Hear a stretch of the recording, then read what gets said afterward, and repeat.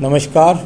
आइए बात कर लेते हैं सबसे पहले आपके कनिष्ठ उंगली के बारे में। कनिष्ठ उंगली अच्छी याददाश्त की ठीक उंगली है, भाषा शैली भी ठीक है, कुल मिलाकर के ज्ञान भी ठीक है, याददाश्त भी सही है और भले ही यहाँ पर बहुत ज़्यादा कमाई की स्थिति नहीं है, लेकिन बहुत ज़्यादा कर्ज की स्थिति भी नहीं नज़र आ रही। तो कुल मिलाकर के बुध की उंगली ठीक है यहाँ पर। अब बात करते हैं सूर्य की उंगली की।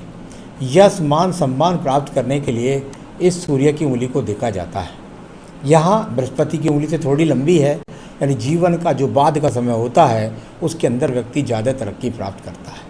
कुल मिलाकर के जब यदि यहाँ कोई गैप है तो इस प्रकार का गैप हो तो किसी न किसी प्रकार से माता पिता के सहयोग में कमी रह जाती है। कुल मिलाकर यहाँ यश सम्मान तो बहुत ज़्यादा नहीं है, लेकिन जीवन में उत्तरार्ध में आपको ज़्यादा तरक्की प्राप्त होगी। शनि की उंगली की बात करता हूँ। यहाँ पर शनि की उंगली में फिर मैंने देखा कि किसी प्रकार के कोई बहुत ज़्यादा रोग की स्थिति यहाँ हाथ में नहीं है, बहुत ज़्यादा कोई धन लॉस की स्थिति यहाँ पर नहीं है, बहुत ज़्यादा धन प्राप्ति की यहाँ पर स्थिति नहीं है। तो कुल मिलाकर एक सामान्य शनि की उंगली आपके पास में मौजूद है। इसके बाद बात करते हैं आपकी बृहस्पति की उंगली की।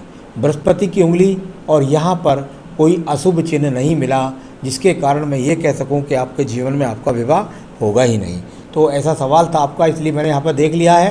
तो ऐसा कोई अशुभ चिन्ह नहीं, साथ ही साथ पूजा पाठ थोड़ा आपको जोड़नी पड़ेगी अपने जीवन में ईश्वर की कृपा प्राप्त करने के लिए और विवाह की प्राप्ति करने के लिए।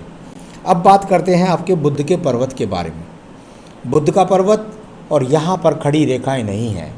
जब यहाँ पर अगर आपको नज़र आ रही हो, अगर यहाँ पर ऐसी 2 से 3 रेखाएं हल्की होती हैं बहुत, तो व्यक्ति के पास धन के आगमन भी बहुत हल्के होते हैं। अगर नहीं होती तो धन के आगमन बहुत ज़्यादा मंद पड़ जाते हैं। और सदी यहाँ पर वो रेखाएं गहरी नहीं होती तो संतान सुख में प्राप्ति में भी देरी का सामना या कई बार संतान सुख होता ही नहीं है। अब बात करते हैं आपके यश के पर्व की। नीचे की तरफ तो एक ट्रायंगल सा बना, लेकिन उसने पूरा सपोर्ट नहीं किया आपको। जब इस प्रकार का सपोर्ट ना हो तो यश सम्मान नहीं मिलता, राज्य सरकार के कार्यों के द्वारा लाभ नहीं मिलता। ऐसी स्थिति को दिखलाने वाली यहाँ पर मौजूदगी है। कई बार व्यक्ति को ऐसा ज़रूर देखा गया है कि ऐसे व्यक्ति को कई बार संविदा की जॉब मिल जाती है, राज्य सरकार के कुछ छोटे मोटे ठेके मिल जाते हैं। अब बात करते हैं आपके एक और पर्व की, जिसको बोलते हैं धन का पर्व। धन का पर्व पहले ये रेखा थी, लेकिन अब कुछ रेखाएं यहाँ पर राहु क्षेत्र से भी सपोर्ट कर रही हैं। और ये इस प्रकार से रेखा जितनी मजबूत होती जाएंगी उतना आपका बुढ़ापा सुरक्षित होता जाएगा। तो ये धन के हिसाब से बुढ़ापा सुरक्षित होने के लिए अच्छी रेखाओं का उदय हो गया है। बात करते हैं बृहस्पति के पर्व की। यहाँ पर कोई एक्स का चिन्ह नहीं मिला, कोई किसी बड़ा ब्रैकेट का चिन्ह नहीं मिला, पर्वत अनुकूल मिला, अशुभ चिन्ह नहीं मिला। ये बड़ी बात है। मैंने पहले भी कहा अशुभ चिन्ह नहीं मिलेगा तो व्यक्ति को ये बात ज़रूर है, कोई भी चीज़ मिलेगी वो देर से मिलेगी। जैसे अच्छा मकान है देर से मिलेगा, जैसे पत्नी है तो वो देर से मिलेगी, जैसे संतान सुख है तो वो देर से मिलेगा। तो इस प्रकार की स्थितियों को दर्शाने वाला आपका बृहस्पति का पर्व। अब बात करते हैं यहाँ पर आपकी विवाह रेखा के एक है ही है, और ये हृदय रेखा आपकी, इसमें बीच में छोटे छोटे से दीप बने हुए हैं। यदि इस हृदय को देखता हूँ तो छोटे छोटे दीप जब बने होते हैं हल्के हल्के, तो व्यक्ति के जीवन के अंदर वो दीप व्यक्ति के मन के अंदर कुछ ना कुछ परेशानी बताते हुए, यानी मन के अंदर कुछ दर्द है, कुछ मन में हल्का सा कलेश है, मन से संतुष्ट नहीं है, इस प्रकार का आपका ये यहाँ पर हृदय रेखा है। कोई बहुत बड़े रोग के संकेत नहीं है।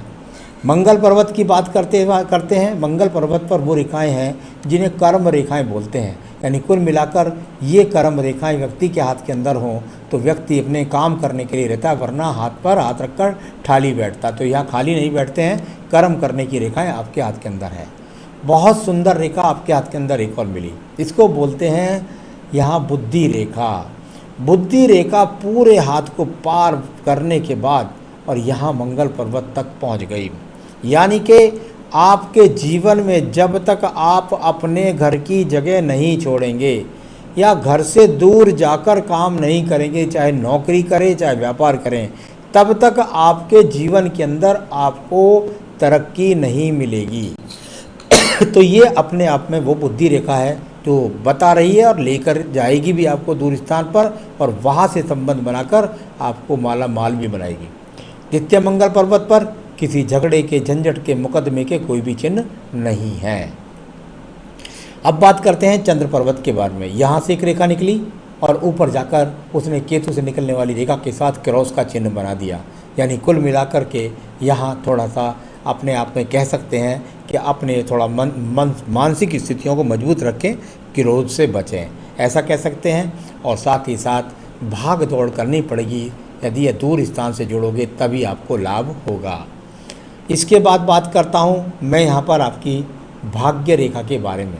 यहाँ भाग्य रेखा और यहाँ ये देखिए इधर और इधर भी आयु रेखा पर भी है। मैं बताऊंगा किस उम्र में क्या होगा।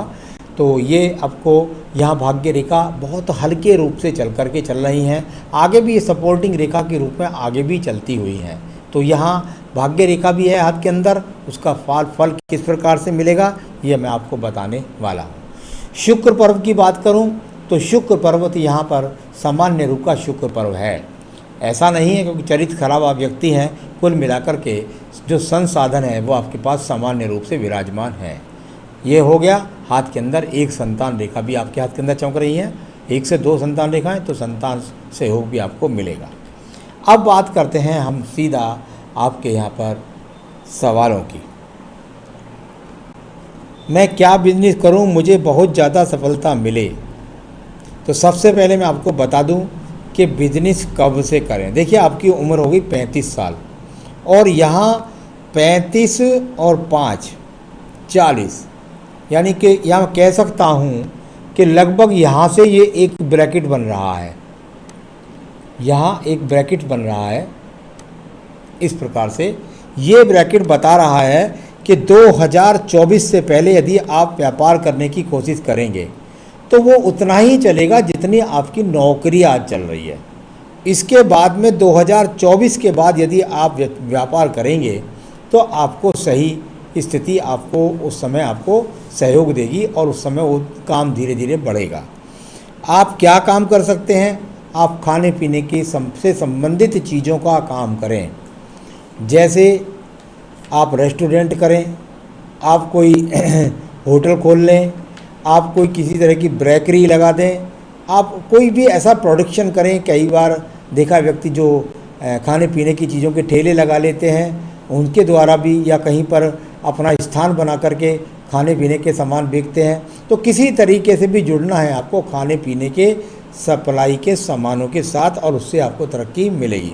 तो ये हो सकता है कि जो दूर का संबंध बन रहा है बार बार, वो ऐसा भी हो कि आप घर पे कोई चीज़ का प्रोडक्शन करें और उसकी सप्लाई दूर दूर तक करें, तो ये आपके काम बनते हैं। दूसरा सवाल है आपका, शादी और शादी कब तक होगी? चलिए मैं बताता हूँ। 2021 और 22 में आपके पास रिश्ते आएंगे। अगर आपने जब शादी कर ली तो कर ली, नहीं तो उसके बाद बहुत मुश्किल हो जाएगी आपके लिए। तो कर लीजिएगा, आएंगे रिश्ते, कर लीजिएगा या किसी तरीके से भी कर लीजिएगा। पैसे की स्थिति ज़्यादा जो अच्छी मजबूत होगी वो 2024 के बाद ही होगी। कौन से क्षेत्र में यश मिलेगा? आपका कार्य क्षेत्र में ही आपको यश मिलेगा। कीर्ति की प्राप्ति, सामान्य कीर्ति जैसे सामान्य व्यक्ति की होती है, जहाँ काम करता वहाँ तक की कीर्ति। गवर्नमेंट जॉब है मेरे हाथ में? बिल्कुल भी नहीं है गवर्नमेंट जॉब, तो मेरे वहाँ प्रयास ही छोड़ दीजिए। अब मैं बताता हूँ आपके जल्दी से जल्दी विवाह और आपके कार्य में तरक्की के लिए आप क्या करें। नंबर 1, आपको फायर ओपल इस उंगली में पहनना होगा। ये उंगली में पहन लीजिए। यदि आपको फायर ओपल मिल जाता है, बेहतरीन नहीं पहनना है, घटिया नहीं पहनना, तो आप उसको लेकर के पहन लीजिए। और यदि नहीं मिलता है तो मैं आपको सैंपल दिखला सकता हूँ, मुझे कह देंगे तो मैं दिखला दूंगा और उसके बाद आपके स्थान तक पहुँचा भी दूंगा। साथ ही साथ संकट नाशन गणेश स्तोत्र, ये आपको रोज़ाना अपनी पूजा में पढ़ना होगा। और साथ में देवी कवच विवाह के लिए और संकटों से निकलने के लिए आपको पढ़ना होगा। ये पूजा करिए, खुश रहिए, यही मेरी शुभकामनाएं। नमस्कार।